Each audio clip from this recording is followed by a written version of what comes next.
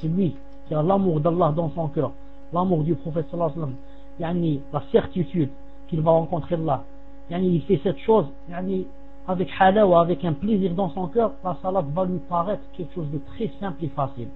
Bien au contraire, le prophète alayhi wa sallam disait, Ya Bilal, arihna biha. Ya Bilal, je suis fatigué, faisons la prière pour que je me sente bien. Dans la prière, il se sentait bien, sallallahu alayhi wa sallam. Il a dit, وَجُعِلَتْ قُرَّةُ عَيْنِ فِي الصَّلَاةِ. La meilleure des choses pour mes yeux, la meilleure des choses que je puisse voir dans cette vie, c'est quand je suis dans la salat. Tellement il aimait, sallallahu alayhi wa sallam, la salat. Donc vous avez remarqué, quand vous avez halawat iman, quand vous sentez l'iman dans le cœur, halawa, masha'Allah, vous trouvez la salat, yani masha'Allah. Quand il n'y a pas halawa, etc., on se lève avec une lourdeur. Avec une lourdeur. Comme a dit Allah Azza wa Jalla, on parle dans des hypocrites. Ils se lèvent pour la salat avec fainéantise. L'hypocrite, quand il se lève pour la salat, il se lève avec fainéantise. Pourquoi? Il se dit, moi je ne crois pas en cette salat, ni en Allah, ni en rien, mais je suis obligé de la faire devant les gens pour pas qu'ils disent celui-là c'est un mécréant. Alors il se lève et commence à la faire. Imaginez comment peut-on faire une salat pareille. Dans le cœur, tu n'as pas envie de la faire. Mais quand il y a le halawa dans le corps, et on se lève la nuit, on fait la prière, masha'Allah, on sent la chair de poule, on sent, masha'Allah. Donc je disais, nous qu'est-ce qu'on dit?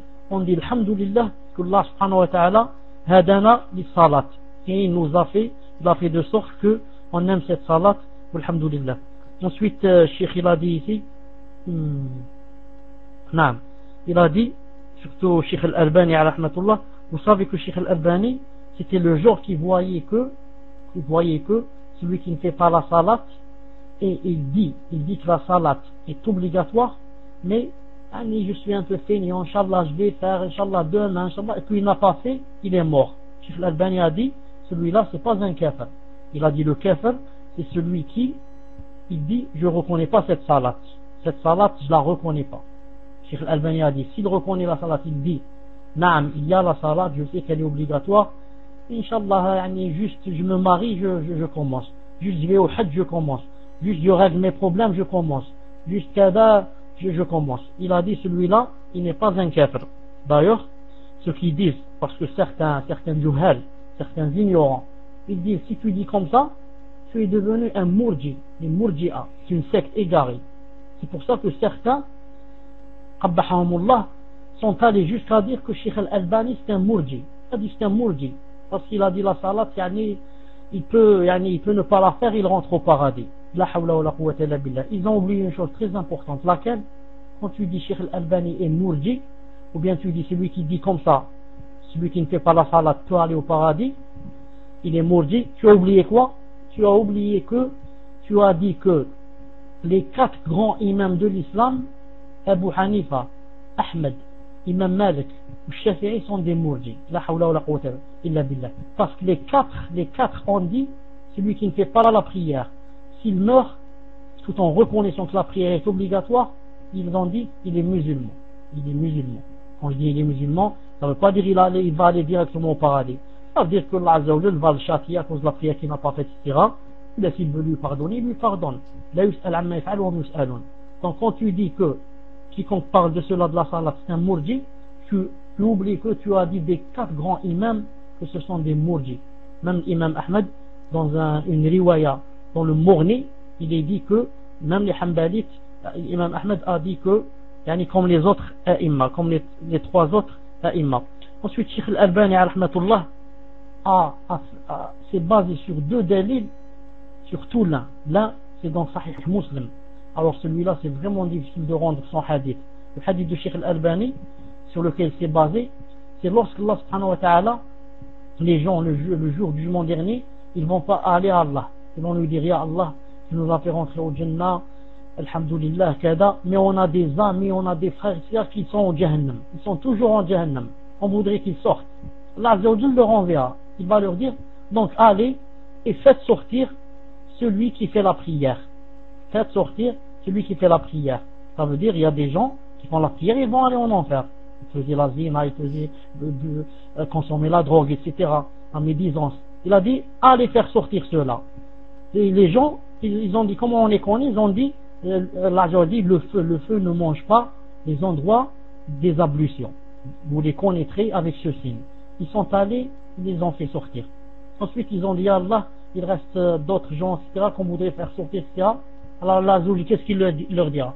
Il a dit, allez-y, taman wajadtum fi qalbihi mithqal dharra min khayr fa akhrijuh.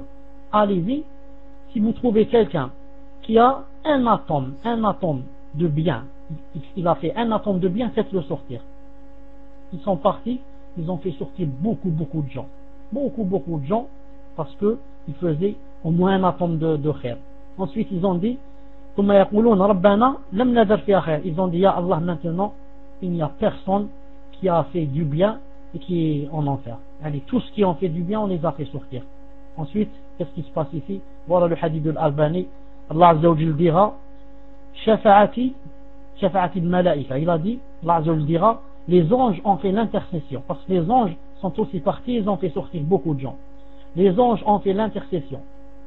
Wa shafa'a an-nabiyyun, les prophètes ont fait l'intercession. Wa shafa'a al-mu'minun, les croyants ont fait l'intercession. Wa lam yabqa illa arhamur rahimin. Maintenant il reste arhamur rahimin, c'est-à-dire moi. Allah Azza wa Jal parle de lui. Moi. Ensuite, qu'est-ce qu'il a dit le hadith? Il a dit فَيَقْبِضُ قَبْضَةً مِنَ النَّارِ. Il prend comme ça, yani comme nous on prend avec notre main, on dit j'ai pris qabda bil yad. Il prend une poignée, قال فَيُخْرِجُ مِنْهَا قَوْمًا. Il fait sortir un groupe de Jahannam. Il a dit لَمْ يَعْمَلُوا خَيْرًا قَطْ, qui n'ont jamais fait de bien dans leur vie. Jamais fait de bien dans leur vie. Cheikh Al-Albani a dit, donc jamais fait de bien, ça veut dire qu'ils n'ont fait même pas la salat. La preuve, ceux qui ont fait la salat et ont fait d'autres choses avec elle, ils sont sortis avant ceux-là. Maintenant sont sortis ceux qui n'ont fait jamais de bien dans leur vie. Il a dit, ils sortent comme le charbon noir comme du charbon. Ils vont passer par une fontaine, ils vont se laver là-bas, et Allah Azza wa Jal va les faire revivre de nouveau. Ensuite, Cheikh Al-Albani s'est basé aussi sur un autre hadith qui m'a beaucoup plu aussi. C'est lorsqu'il je vais chercher le hadith où est-ce qu'il est. نعم عن عبد الله بن مسعود, hadith Abdullah ibn Mas'ud رضي الله تعالى عنه. C'est un hadith خرجه الطحاوي وغيره, خرجه الشيخون في الصحيحة, hadith qui se trouve dans Silsila Sahiha de Cheikh Al-Albani rahimahullah. Il a dit أمر بعبد من عباد الله أن يضرب في قبره 100 جلدة. Il y a quelqu'un qui est mort, quand il était dans sa tombe, Allah Azza wa Jal a ordonné aux anges qu'on frappe cette personne, qu'on fouette cette personne dans sa tombe sans coup de fouet. Sauf même dans la tombe, il y a le fait d'être fouetté, le fait mille choses, Allah al-Afiyah, mille et une choses dans la tombe. Donc Allah Azza wa Jal a demandé aux anges qu'ils fouettent quelqu'un dans une tombe. Dans sa tombe, on doit le fouetter. قال, le hadith a dit, فلم يزل يسأل الله, لم يزل يسأل ويدعو حتى صارت جلدة واحدة. Donc l'homme هذا dans sa tombe, il a entendu qu'il allait le fouetter sans coup de fouet. Il a commencé à faire des doigts. Ya Allah, ya Allah, ya Allah, a'inni, ya Allah, arhamni, ya Allah, smahli, ya ceci, ya cela. Allah Azza wa Jal, qu'est-ce qu'il a fait? Il a dit, donc fouettez-le une fois, un seul coup au lieu de 100. Il a dit, فجلد جلدة واحدة. On l'a fouetté un seul coup. فامتلأ قبره عليه نارا. Un seul coup de fouet et toute sa tombe s'est allumée en feu. Un seul coup de fouet et toute sa tombe est devenue feu. Un seul coup, s'ils l'ont frappé 100, un seul coup de fouet, il a dit, et sa tombe est devenue tout feu. فلما ارتفع عنه, quand le feu s'est attisé, après une heure ou 10 heures ou une journée, le feu s'est attisé, وأفاق, il s'est réveillé, il s'est évanoui, il s'est réveillé, il a demandé, على ما جلدتموتي, pourquoi vous m'avez fouetté? C'est une question seulement, je voudrais savoir pourquoi vous m'avez fouetté. Qu'est-ce qu'il lui a répondu? Ils lui ont dit, إنك صليت صلاة واحدة بطهر. Tu n'as fait qu'une seule prière. Tu as fait une seule prière et encore sans ablution. Et ومررت على مظلوم فلم تنصره. Et tu es passé devant quelqu'un, tu savais que il était mazloum, il était dans l'injustice, on était en train d'être injuste envers lui, tu ne l'as pas aidé. Tu ne l'as pas aidé. C'est pour ça qu'aujourd'hui, tu as été fouetté dans la rue. Mais c'est le témoin, c'est quoi? On lui a dit, tu n'as fait qu'une salade, et avec quoi? Et encore son wudu. Donc, Cheikh Al-Albani a dit, c'est quoi ici la preuve? Il a dit, c'est une preuve que celui qui ne fait pas la salat n'est pas kafir. N'est pas kafir. C'est Tahawi qui a dit ça, et Al-Albani qui a repris. Il a dit pourquoi? Il a dit, لأنه لو كان كافرا, si c'était un kafir, Allah Azza wa Jalla n'aurait pas exaucé son dua. Car il a dit dans le Coran, وَمَا دُعَاءُ الْكَافِرِينَ إِلَّا فِي ضَلَالٍ. Les du'as des kafirin, c'est dans l'égarement. Je n'exauce pas un dua de kafir. Alors que celui-là, il a fait des du'as, et Allah a exaucé son dua dans la tombe. Il a dit, au lieu que vous le fouettez 100 coups, donnez-lui un seul coup. Il a dit, voilà une preuve que celui-là, c'est pas un kafir. Et avec cela, il n'a fait qu'une seule salat. Il n'a fait qu'une seule salat. Ensuite, Cheikh Al-Albani a donné aussi quelque chose qui m'a beaucoup plu. Il a dit, si je vais trouver là-bas, il a dit, c'est pas exactement où c'est, mais il a dit, comment se fait-il que du temps de nos aïeux, nos grands-pères, nos arrière-grands-pères, et on revient à l'arrière, 1000 ans, 10 000 ans, je ne sais pas combien de temps, jamais, au grand jamais, on a entendu ou appris que quelqu'un qui ne faisait pas la prière, qu'il fallait l'enterrer avec des chrétiens ou là avec les juifs ou là avec les kuffars, et qu'il n'héritait pas, et que sa femme serait divorcée à l'instant même, et qu'on ne faisait pas la prière sur lui, et qu'on ne le lavait pas, et qu'il n'héritait pas. Il a dit, on n'a jamais vu ça dans nos aïeux.